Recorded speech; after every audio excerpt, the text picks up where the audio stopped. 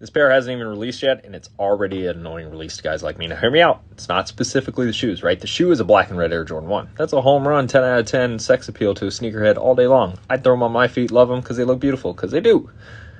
But to say that they're as accurate as possible and to market it like that, come on, that's a little bullshit, right? When these outlets, when these talking pieces for brands start having this information and using it to justify that that's why it looks the way it does, because they tried to get as close to OG as possible, and then use that to justify a $250 price tag on a pair of Air Jordan 1s, that's where it starts getting annoying, right? This information, these inaccuracies on why things look the way they look, I'm going to break it down in a couple videos here.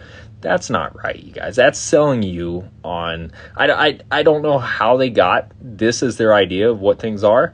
Maybe they modeled the worst pair of like size 6s. I don't know, but that's not right. Now let's take a look at the size 9 that they have right here. That is a size 9, and the height of the collar and the leather, right? They're missing some major real estate on that collar height, as well as I think the leather, right? I have two size 9s right here, one from TY, TH. There's multiple other factories, but they really don't change too much in that aspect, right?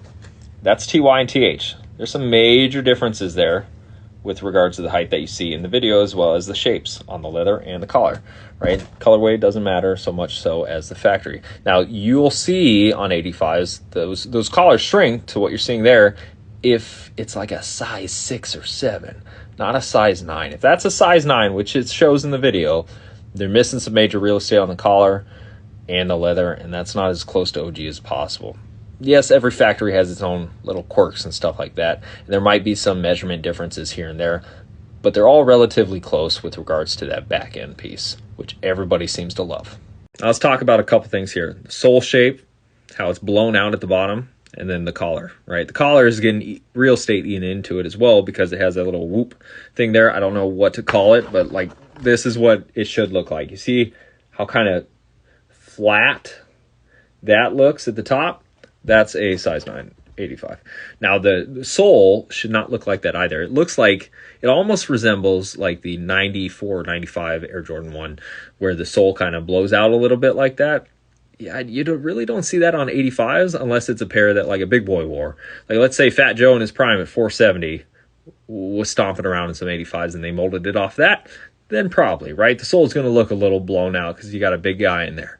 That sole should not really be that blown out. That is another inaccuracy. Now, the print on the sole looks a whole lot better. So kudos to them on that for getting that print right. That looks so much better than like the New Beginnings and 85s of the past or the retros of the. Now, that's just the eye test. You want to break it down and nitpick, you're going to find more things, right?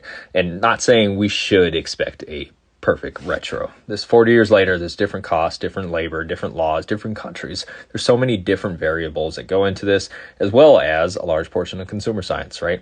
And Nike's got to make their ass on profits. So makes sense. We're not going to get it. I don't care either way. I'd throw them on my feet. But to market it as close to OG as possible, this is that. This is why this is. And you have Joe Blow in his home making it to 99%, if not 100% accuracy, so much so that he gets legal or in legal trouble for it.